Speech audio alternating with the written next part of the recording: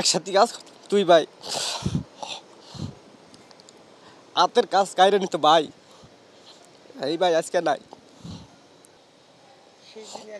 আর যখন নিয়ে যাই রিক্সা দিয়া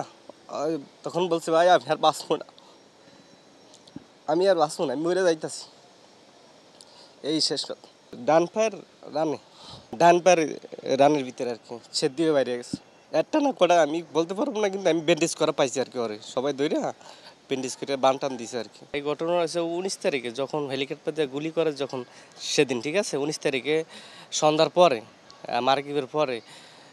আমরা জানি আমি আমি আমি আরও একসাথে গোসল করছি ভাত খাইছি নামাজ পড়ছি একসাথে শুক্রবার ছিল তো পরে ওইটা আর কি বাইরে গেছে আর কি ঠিক আছে দেখতে গেছে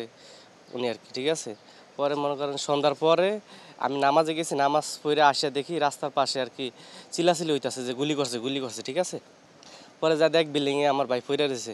পরে ওরে পায়ে আমি মনে করেন ওর লাগে আরও অনেক লোক ছিল অনেক গুলি খাইছে ঠিক আছে অনেক লোক আরও 15 জনের মতো একসাথে গুলি খাইছে